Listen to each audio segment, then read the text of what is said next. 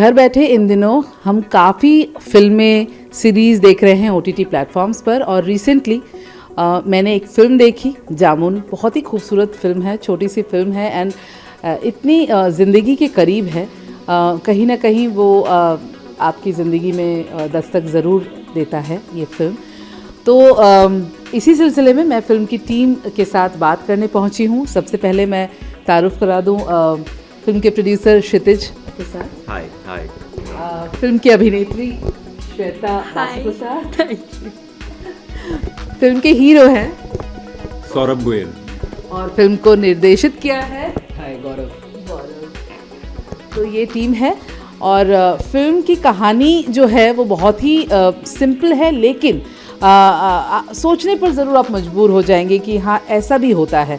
सो मैं सबसे पहले क्षितिज से जानूंगी कि क्षितिज जब ये स्क्रिप्ट आपके पास आई, क्योंकि बहुत ज़्यादा लोग एक्सप्लोर नहीं कर पाते हैं, एक सेट ऑफ माइंड जो है वो रहता है कि भाई ये चल जाएगा वो चल जाएगा, लेकिन ये थोड़ा अलग है, थोड़ा सिंपल है और ज़िंदगी के करीब है।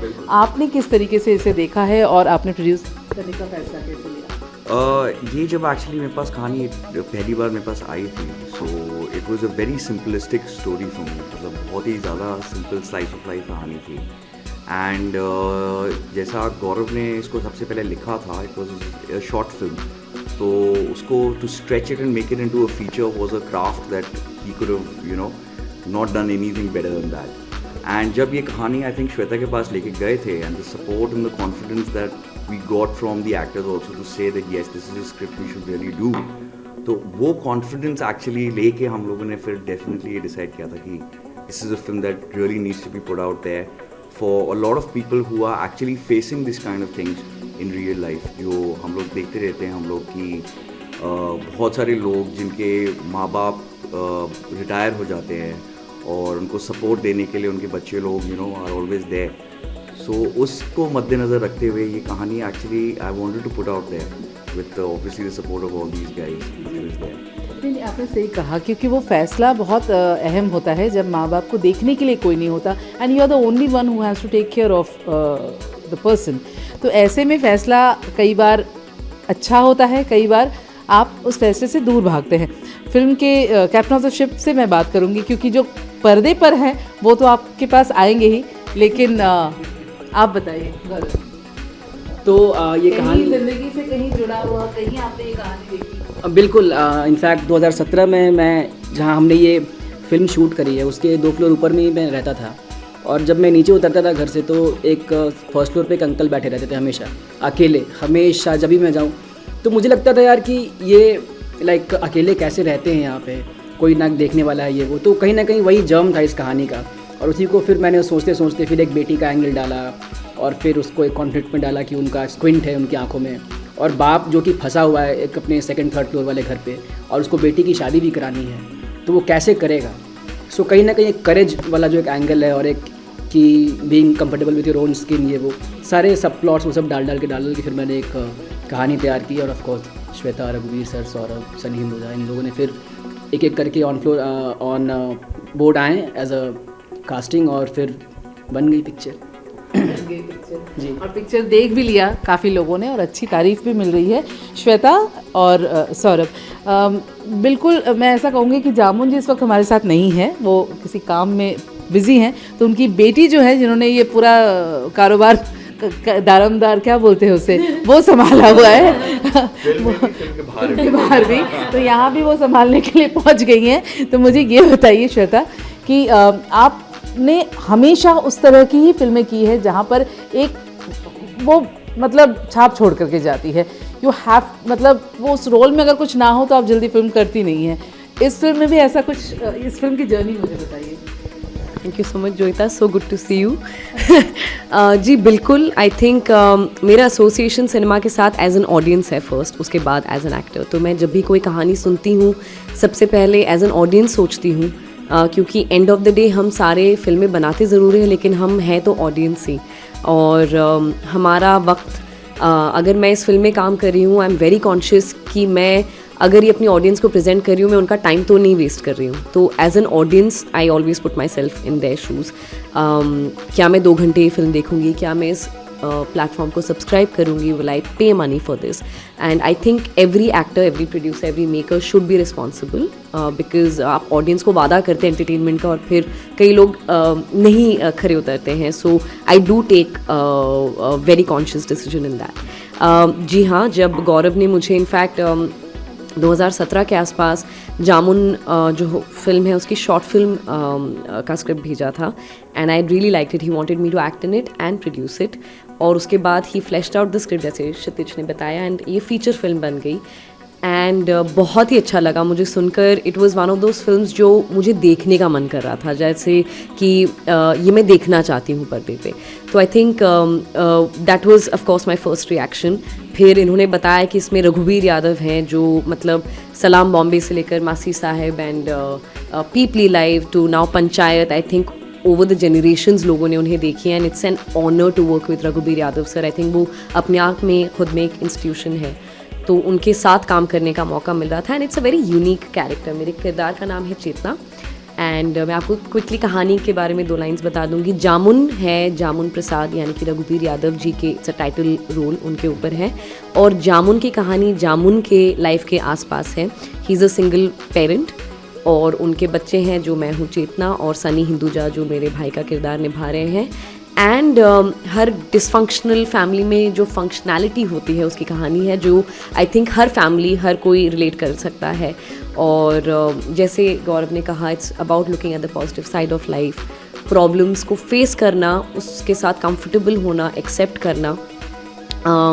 मेरे किरदार का नाम चेतना है और वो स्क्विंट है. शी इज़ क्रॉस आइड, जिसे हम हिंदी में भेंगापन कहते हैं. And I think it's a very very bold concept and I don't think ये किसी ने भी किया है. इसके पहले मैंने हिंदुस्तान में सिर्फ एक रेफरेंस था मेरे पास, that was Ranvir Shorey in Anurag Kashyap's no smoking, which was also very you know it was prominent but it was not out and out throughout in the film. तो जब मैंने किया था मैं I could talk like that. I want to मैं पहले बताना चाहती हूँ, मेरे बहुत दोस्त पूछ रहे हैं कि ये CG है क्या, VFX है क्या. नहीं दोस्तों, नहीं, ये मैंने ऐसे ही बात किया है. और मेरा ऑडिशन इतना ही था गौरव ने बताया कि बताओ करके दिखाओ. यार जो था तो बहुत बदमाश. तो मैं ऐसे बात कर रही थी through out the film, which is very very difficult. It is. And to maintain Yeah. specifically, you know, for so long throughout the whole film. Yeah. In fact जब मैंने मेरी मम्मी को बताया कि ऐसा है, she said, are you sure? क्योंकि 15 दिन ऐसे रहोगी, मसल अगर catch it will strain your muscle and you might just you know कुछ प्रॉब्लम हो सकते हैं. हाँ, but you know pain is temporary, cinema is forever. So yeah so I was like यार ये तो करना है, because even 10 years, 20 years down the line, I'll look back and I'll be so proud of the film. It's such a special film. It's very close to my heart. और हमने इसे 2 साल पहले शूट किया था. और उन 15 दिन तक हाँ I did go to sleep with a headache, but I think the producers are very responsible. ये मुझे आई स्पेशलिस्ट के पास लेकर गए थे. They got me eye drops, they got me this tablet जो आँखों के मसल्स के लिए है, ऑक्सीजन बढ़ाता है and all that. And a huge you know Gaurav is so responsible. हमारे जो सिनेमेटोग्राफर है, माई को स्टार्स, ये सभी रिहर्सल के टाइम पे बोलते थे आँखें सीधी कर लो, आँखें सीधी कर लो, अभी ज़रूरत नहीं है. तो मैं कुछ पढ़ती भी थी या फ़ोन पे भी रहती थी. Gaurav is like don't strain your eyes, don't strain your eyes. तो बिल्कुल I think it's a collaborative effort team का होता है. और ये बहुत ही it's a statement by itself, क्योंकि the film through my character Chetna के किरदार के द्वारा the set standard of beauty जो हमने सेट करके रखी है ना, we are keeping up with the Kardashians, right. But in society women are so objectified by the way they look, their eyes, their voice, their height, their weight, their choice of clothes, their choice of anything. And मेरा किरदार बस यही है that she's such a nice girl, she's a great daughter, she's a lovely wife material, she's a good friend, वो सब कर सकती है, बट वो भेंगी है और लोग उसे रिजेक्ट करके जाते हैं. तो उसका भी of course there's a story to it. And you know, father, more than the girl, what a father goes through, the family together goes through, what he goes through. Saurabh is playing the doctor, क्योंकि एक film में एक point के बाद रघुवीर जी के किरदार को पार्किंसंस हो जाता है, and sort of the daughter and the father become soulmates in their own ways. तो उसके बाद सौरभ जी आते हैं और कमान संभालते हैं, तो आप भी कमान संभालिए। सौरभ से मैं यही पूछना चाहूंगी कि सौरभ, जब हर किसी ने उसे नाम नहीं दिया, सौरभ तुमने हाँ क्यों कहा? आपको क्या दिखा? सबसे पहले तो मैं एक चीज़ और ऐड करना चाहूँगा इस फिल्म में। मेरे ख्याल से सिर्फ एक मैसेज नहीं है, काफ़ी मैसेज हैं। B it a relation between a father and a daughter, और एक भाई बहन का रिलेशनशिप हुआ, या फिर एक बच्चों का। बहुत सारी लेयरिंग है राइट। जी, हम ये नहीं कह सकते ये फिल्म इसके बारे में है, लेकिन हमें डॉक्टर पेशेंट, क्योंकि आजकल हमारी लाइफ में इतना कुछ हो रहा है कि हम कुछ छोटी छोटी चीज़ों को बहुत मिस कर रहे हैं। बीट पेरेंट्स के साथ वो कनेक्शन, क्योंकि हम दूसरे शहर चले जाते हैं, या फिर कुछ किसी भी रीज़न की वजह से हमारे सिबलिंग्स के बीच में वो रिलेशन, एक जो प्यार होता है, वो कहीं ना कहीं थोड़ा दूरियाँ बनती जा रही हैं। और काफ़ी समय होता है जब हमें एक दूसरे की ज़रूरत होती है और हम रियलाइज़ नहीं करते हैं कि हमें उस अपने फैमिली के साथ या अपने पेरेंट्स या अपने सिबलिंग्स के साथ कितना समय ज़रूरी है बिताना। कभी हमें सिचुएशन ऐसी होती है कि हम शेयर नहीं कर पाते हैं। तो मेरे ख्याल से ये सिर्फ इस फिल्म में हम सिर्फ एक मैसेज नहीं दे रहे हैं, it's about relationships between in a family and also हम इसमें देख रहे हैं कि एक इंसान को किसी भी चीज़ को लेके एक जजमेंट नहीं बनाना चाहिए। स्पेशली जब मेरा कैरेक्टर आता है तो जो एक चीज़ है जिसकी वजह से चेतना को इतना जज किया जा रहा है, तो मेरे ख्याल से as a human being also as an individual in the film, मैं ही सोचता हूँ कि ये चीज़ें सब सेकेंडरी होती हैं कि इंसान कैसा दिखता है। एक जो वाइब होती है जो मैंने चेतना में देखी, में भी मेरे कैरेक्टर ने, डॉक्टर केवल ने, एक वाइब, उसके ऊपर एक स्वीट इंसान जिसकी अगर कोई देख रहा है तो सिर्फ एक कमी देख रहा है, वो कमी भी नहीं है, शायद किसी के लिए वो जो कमी है या फिर जो एक ट्रेट है वो इट कैन बी ब्यूटीफुल, वो ही है ना, beauty lies in the eyes of beholder. So वही है। तो जो एक डॉक्टर केवल का कैरेक्टर है, he himself is a doctor, तो वो हर चीज़ को अलग तरीके से देखता है। तो मेरे ख्याल से जब चेतना को वो डॉक्टर केवल देखता है तो उसको कुछ ना कुछ उसमें कुछ ऑनेस्टली कुछ दिखता है, जिसकी वजह से वो कहता है कि ये सब तो बात की बातें हैं। और एक बहुत प्यारी लाइन है जो इस फिल्म में है, मुझे पता नहीं मुझे इसमें बोलनी चाहिए नहीं बोलनी चाहिए, वो इसी को दिखाती है कि हमें किसी भी चीज़ को लेकर अपने खुद को भी हमें जज नहीं करना चाहिए। सामने वाला तो आपको जज करे वो बात है, लेकिन अगर आप खुद के साथ कॉन्फिडेंट हो, आप जैसे हो वैसे ही रहोगे, तो आई थिंक सब अच्छा ही होगा फिर। Love angle also was like treated very nicely. Kudos to you because इतना subtly वो गया है, ये नहीं कि एकदम jumped into a thing where you know अरे दोनों मिल रहे हैं ऐसा, मतलब वो भी इतना वो dissolved तरीके से वो अंदर आता है, which I really liked गौरव। तो आपने कहा कि आपने जो प्लॉट्स हैं वो अंदर डाले हैं अपने तरीके से, एक किया है। So what is your idea about you know life in general, because जब ज़िंदगी में ऐसी बातें होती हैं ना तो आपके थॉट्स बहुत अलग अलग हो जाते हैं। मेरी फैमिली में ही एक मेरी बड़ी बहन है, उनकी आंखें भी ऐसी ही हैं, और कहीं ना कहीं ये कहानी उनसे काफ़ी इंस्पायर्ड है, बिकॉज शी इज़ 37 नाउ और उनकी अभी तक शादी नहीं हुई है, एकदम सेम रीज़न की वजह से। और तो ऑफकोर्स करीबी हैं और वो काफ़ी करीब से ये चीज़ें मैंने देखी हैं।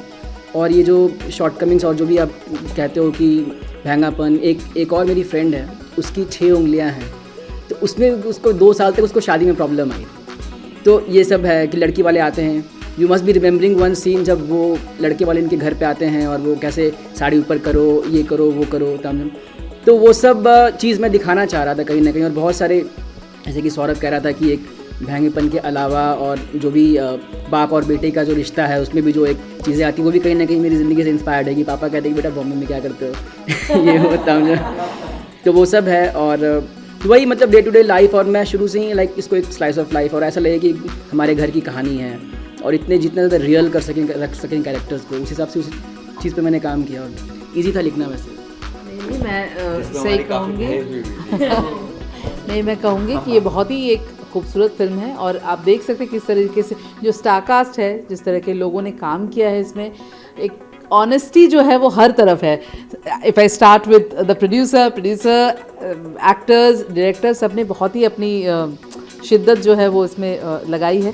Thank you so much. And मुझे लगता है इस तरह की फिल्में बनती रहनी चाहिए। क्यों श्वेता? और आपके पास तो ज़रूर आएंगी।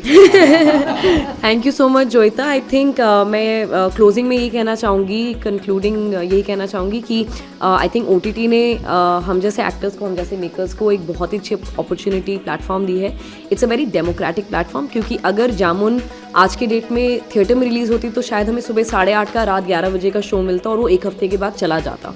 But today what happens is and that's a fact, because हमारे पास नहीं है बजट कि हम 1500 थिएटर्स में रिलीज़ कर पाए। और आप इतने करोड़ों रुपए लगा के अगर आप हर जगह पोस्टर्स लगाएंगे, ऑब्वियसली लोग जाएंगे देखने। हमारी फिल्म बहुत ही ऑनेस्ट है और छोटी नहीं है। It's a gem of a film. I would request everyone to watch it. It's on Eros now. Please देखें और बताएं. And thanks to OTT, I think it's there, in perpetuity. वो हमेशा के लिए वहाँ पर है. तो I think आज आप बड़ी से बड़ी और नई से नई हर फिल्म, हर सीरीज देख सकते हैं. You have so much choice. You have, and that's why it's such a democratic platform. It's a great time to experiment. And it's the best phase to be an actor. And thanks to producers like Kshitij and makers like Gaurav and co-stars like Saurabh.